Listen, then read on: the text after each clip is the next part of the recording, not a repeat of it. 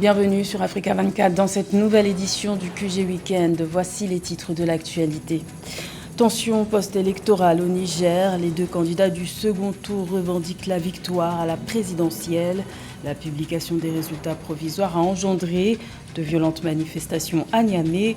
Au moins 2 morts sont à déplorer. Le Mali voit son programme de réforme économique appuyé par le Fonds monétaire international. 58 millions de dollars vont être décaissés par l'institution financière. Le témoignage d'une coopération de longue date entre le Mali et le FMI. Et le Ghana et l'Ouganda décrochent leur ticket pour les demi-finales de la 22e Coupe d'Afrique des Nations de football U20. Les deux équipes sont venues à bout respectivement du Cameroun et du Burkina Faso en quart de finale. Résumé des matchs à suivre dans cette édition.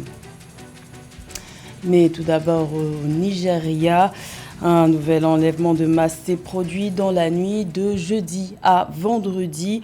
317 adolescentes d'un pensionnat de l'état de Zamfara dans le nord-ouest du pays ont été enlevées par des hommes armés. Les autorités affirment que les négociations avec les ravisseurs sont en cours. Notons que cet enlèvement est le dernier d'une longue série. Pour rappel, la semaine dernière, 42 enfants ont été enlevés dans l'état du Niger, dans le centre-ouest du pays.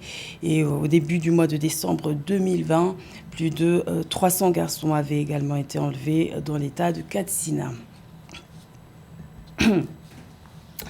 Le Niger est sous tension depuis la publication des résultats provisoires de l'élection présidentielle du 21 février.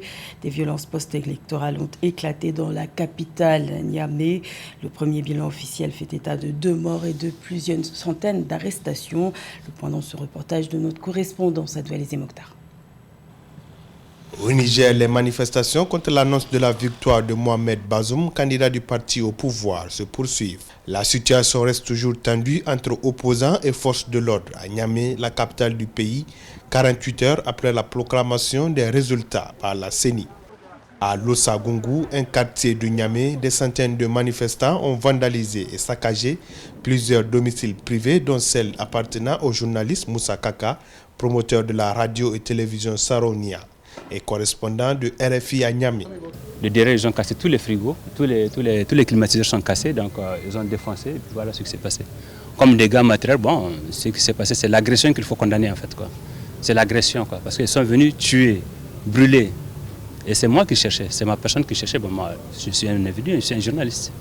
Le travail de journaliste, je le ferai même demain. Faisant le bilan des manifestations qui secouent Niamey et plusieurs villes du pays, depuis la proclamation des résultats du second tour de la présidentielle, les autorités ont annoncé 2 morts. 468 personnes ont été interpellées. D'autres personnes sont activement recherchées dans le cadre de ces troubles, selon les autorités. Les auteurs de ces exactions, de ces forfaits, on a interpellé un certain nombre d'entre eux, y compris certains hommes politiques. Et le principal responsable, il est recherché. Mais comme à ses habitudes, il est en fuite. Mais on le trouvera. Pour rappel, depuis la proclamation de Mohamed Bazoum vainqueur du second tour de la présidentielle avec 55,75% contre 44,25% pour le candidat de l'opposition Mahaman Ousmane, des violentes échauffourées opposent les militants de l'opposition aux forces de défense et de sécurité. Des heurts qui s'accompagnent d'actes de vandalisme et de pillage visant les biens privés et des domiciles appartenant à des supposés proches du pouvoir. À noter que pour la seconde journée consécutive, l'Internet est toujours bloqué dans tout le pays, particulièrement à Niamey, la capitale.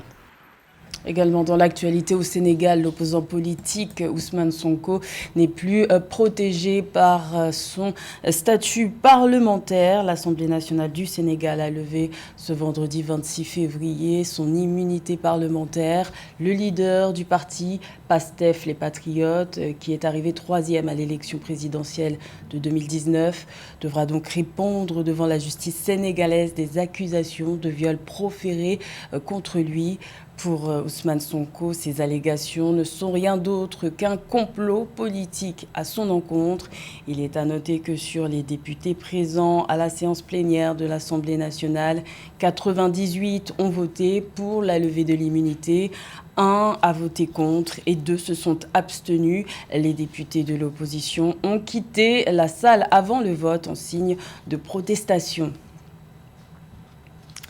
Le Cameroun vient en aide à son voisin en difficulté, le Tchad, en lui proposant de racheter une partie de ses parts sur le pipeline Tchad-Cameroun. Un montant de 150 milliards de francs CFA devrait être débloqué à cet effet. Ce projet doit encore être confirmé par les deux parties. Les explications de Samantha Sabubanga. Afin de venir en aide au Tchad qui traverse une situation financière délicate, le Cameroun veut débourser 150 milliards de francs CFA pour le rachat des parts tchadiennes du pipeline. À cet effet, la Société nationale des hydrocarbures du Cameroun aurait fait cette offre pour la reprise de 21% des actions que détient la Société des hydrocarbures du Tchad sur le pipeline pétrolier Tchad-Cameroun. Dans un contexte pétrolier mondial moribond comme celui que nous traversons actuellement, doublé de la crise du coronavirus, le Tchad est dans une impasse en termes de liquidité, telle que ce serait une bouffée d'oxygène pour ce pays de vendre ses parts dans le projet de pipeline Tchad-Cameroun. Ce projet de pipeline qui est pour le Tchad piloté par Totco pourrait faire de l'argent via ce projet pour renforcer la liquidité du trésor tchadien. Ce projet, bien que non encore confirmé par les deux parties, est selon plusieurs observateurs en cohérence avec les objectifs du Cameroun qui ambitionne accroître ses gains sur cette infrastructure majoritairement située sur son territoire. En plus des conséquences liées à la crise du Covid-19, le Tchad doit en effet continuer de rembourser la dette due à ses créanciers privés internationaux. Le Tchad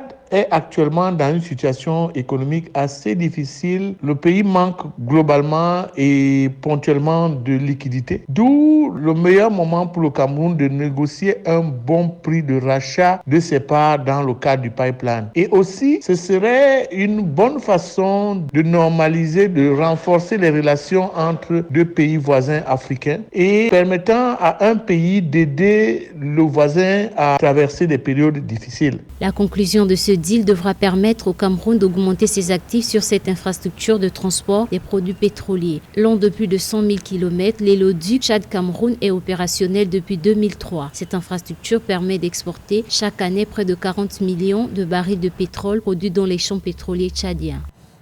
58 millions de dollars, c'est la somme que le Mali vient de recevoir de la part du Fonds monétaire international. Ces fonds arrivent à point nommé puisque le Conseil national de transition du Mali a adopté en début de semaine le plan d'action gouvernemental. Plus de détails avec Joël Maribalo. Pour soutenir son programme de réforme économique, la République du Mali obtient un accord de décaissement immédiat d'un montant de 57,6 millions de dollars de la part du Fonds monétaire international. Ce financement, accordé le 22 février 2021, intervient suite à l'achèvement des deuxième et troisième examens des performances de l'État malien dans le cadre du programme de réforme économique soutenu par une facilité élargie de crédit de 191,9 millions de dollars.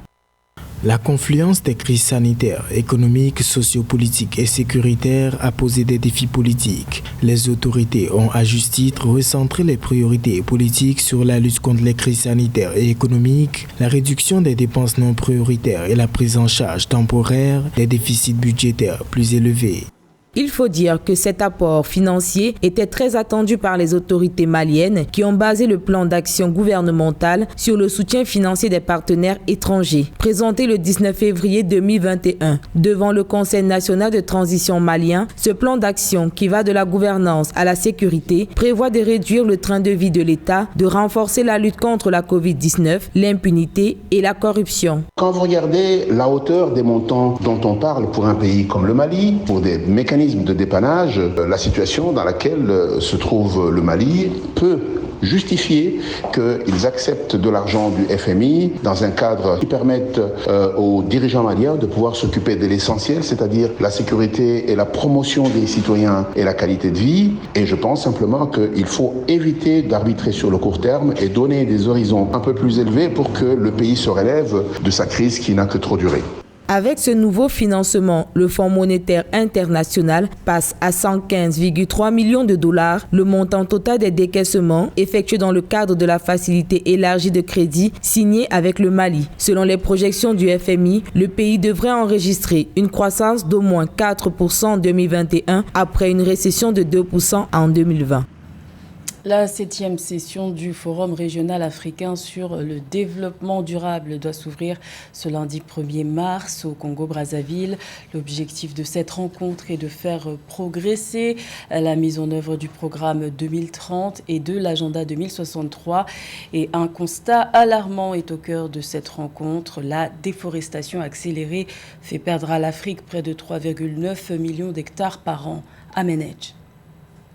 Selon la Commission économique pour l'Afrique, le continent a perdu environ 3,9 millions d'hectares de forêt par an, plus que tout autre continent entre 2010 et 2020. À l'occasion du forum régional qui vise à faire progresser la mise en œuvre intégrée du programme 2030 et de l'agenda 2063, il a été souligné l'importance de rebâtir nos systèmes socio-économiques en tirant parti des opportunités qu'offrent les trajectoires de développement vert. Il faut dire que nous avons besoin d'une véritable stratégie de dialogue, d'inclusion des acteurs du secteur privé à l'initiative FCI. C'est l'initiative Faciliter le climat des investissements qui a été créée en 2008 en Tanzanie. C'est une initiative publique-privée à laquelle les donateurs, les entreprises locales, les entreprises internationales, les multinationales et les ONG collaborent pour assainir le climat des investissements au niveau national, régional et continental. L'Afrique est le seul continent au monde où le recul de la forêt s'est accéléré cette dernière décennie, selon un rapport dévoilé le 7 mai 2020 par l'Organisation des Nations Unies pour l'alimentation et l'agriculture FAO. Alors que l'Amérique latine a divisé par deux le rythme de perte de ses surfaces arborées, en Afrique, le recul de la forêt s'accélère. C'est effectivement une très mauvaise nouvelle pour le continent africain. Une explication, c'est certainement la croissance démographique dans la région. Beaucoup de déforestation dans la région sont dues à l'agriculture de subsistance à petite échelle. Un recul insignifiant de la pauvreté, combiné à la croissance démographique, fait que la pression sur les forêts est augmentée. Par ailleurs, l'Afrique fait partie des continents où la proportion de forêts bénéficiant de plans de gestion durable, 24%, est l'une des moins importantes. Beaucoup d'actions sont menées, notamment à partir de l'initiative La Grande Muraille Verte, programme phare du continent africain pour combattre les changements climatiques et la désertification et lutter contre l'insécurité alimentaire et la pauvreté. La 22e Coupe d'Afrique des Nations de football U20 se poursuit en Mauritanie. Les premiers quarts de finale se sont joués le 25 février. Le Ghana est parvenu à s'imposer face au Cameroun et l'Ouganda en a fait autant face au Burkina Faso. Retour sur ces rencontres avec Philomène Tiné. L'équipe du Cameroun, qui a terminé en tête du groupe A avec un record de 100%, s'est inclinée face au Ghana lors des quarts de finale de la CAN U20 2021. Les deux équipes ont terminé le temps normal de jeu sur un score nul de 0 but partout. Ce n'est qu'à la 103e minute lors des prolongations que le Cameroun a ouvert le score. Mais très vite, le Ghana égalise à la 107e minute. C'est en séance de tir au but que les jeunes Ghanéens ont inscrit 4 buts contre 2 pour les jeunes Camerounais, obtenant ainsi leur qualification pour les demi-finales. Durant toute la compétition, les Camerounais semblaient monter en puissance. On avait l'impression que cette équipe-là, même si elle n'était pas imbattable, elle avait des dispositions pour aller jusqu'au bout. Malheureusement, vous savez que cette équipe est tombée sur le Ghana. Et en matière de compétition de jeunes, quand vous regardez l'histoire du football africain, le Ghana c'est quand même une référence, même sur le plan mondial. Et dans la gestion du match, on a eu l'impression que les Camerounais ont été quand même quelque peu déroutés. Ils ont cru que les choses allaient passer facilement comme les autres adversaires, mais le Ghana a su les contenir. L'Ouganda a aussi obtenu son ticket pour les demi-finales face au Burkina Faso lors de la deuxième rencontre de ces quarts de finale de la CAN U20. Les deux sélections se sont neutralisées 0 but partout lors du temps réglementaire et des prolongations. Finalement, l'Ouganda est venu à bout du Burkina Faso au tir au but par un score de 5-3. Mais je crois qu'on est exactement dans la même configuration qu'avec l'équipe du Cameroun. Vous savez que le Burkina est quand même champion africain au niveau des Jeux de Rabat. Mais dès le début du match, on a vu quand même que l'Ouganda était beaucoup plus forte qu'on le pensait. C'est vrai, elle a manqué de puissance au niveau de la finition et peut-être de précision, mais défensivement, je crois que cette équipe ougandaise a montré quand même qu'elle pouvait aller loin. Les matchs des demi-finales de la CAN U20 2021, auxquels devront participer le Ghana et l'Ouganda, se joueront le 1er mars prochain. C'était le journal de la rédaction. Merci de l'avoir suivi. L'information continue sur Africa 24.